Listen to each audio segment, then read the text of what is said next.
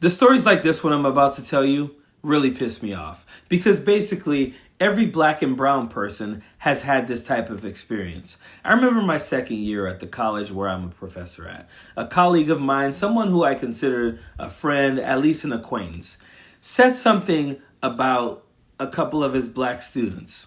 And it was something that I had to look at him and kind of like, what the hell you know about, right? And then he looks at me and he's like, I'm not talking about like you're different and stuff.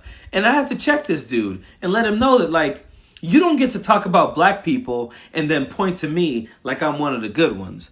And that is what I think about with this story about Richard Randall and Jazon Perez. So Richard Randall is a veteran, a native of Nebraska, and he's also a Trump supporter. He voted for Donald Trump. But he's also a mentor and friend to this guy, Jazon Perez, who is a Guatemalan undocumented immigrant. One day, Jazon Perez is driving looking for a bank. He turns into a military base by mistake. When he turns into that military base, he is asked for his ID. He's pulled over. He's asked for his ID. He doesn't have it, so he calls who he thinks is his friend, Richard Randall.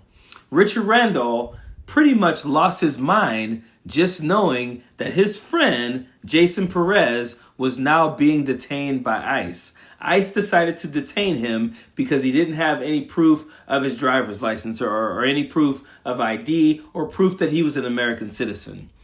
He had no criminal record, no drug issues, nothing like that. And suddenly, Richard Randall, who is supposed to be his friend, who's also a Trump supporter, is like, wait a second. This guy's not a drug dealer. He's not a gang member. He's not a murderer. He's not a racist. I thought you guys were only going after them. And again, it makes me think, what the hell do they think mass deportations now mean?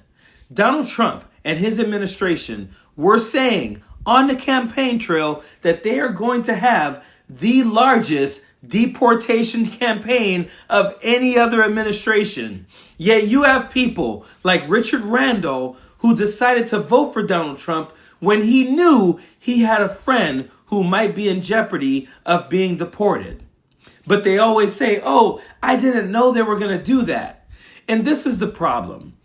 If Richard Randall really saw Jazon Perez as his friend, there would be no way he would vote for Donald Trump. If he saw him as more than just what he considered his little buddy, just a guy that he knew, a Guatemalan person who he thought was okay, he wouldn't have voted for Donald Trump. A lot of these white conservatives who consider themselves friends with black and brown people, that friendship to them is transactional. As long as you don't make them feel uncomfortable, as long as you smile, as long as you speak the way that they do, you act the way that they do, they're all good with you. The second you step out of line, they don't give a damn about you. And that's the problem with people like Richard Randall. I don't feel bad for him. I feel bad for Jazon Perez because let's stop pretending that this is a mistake. Let's stop pretending that people like Richard Randall were screwed by the system or didn't realize this was going to happen. They're getting exactly what they voted for. And that is what pisses me off about this because there are so many people out there. There are so many people like we've all seen a Richard Randall, right? Your colleague at work who says, Trump, he's not racist, man. He just says dumb stuff. Your neighbor who insists, when Trump's talking about immigrants, he's not talking about you. You're one of the good ones. Or the ones who say it straight up. He's not talking about you, bud. You're one of the good ones. We like you. It pisses me off because there's so many people out there like that do that say those things, and actually think that they're friends with someone. Like, they're literally lighting the match to start a fire and then saying, oh shit, I didn't think that would get to you. You lit the match. I'm standing right here. That is what these people are doing.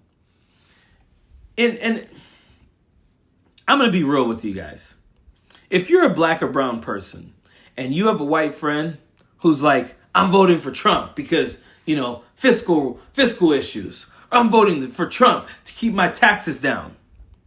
And they know Donald Trump is a racist, xenophobic asshole who is going to deport people like you or going to create policies and legislation that hurt people like you.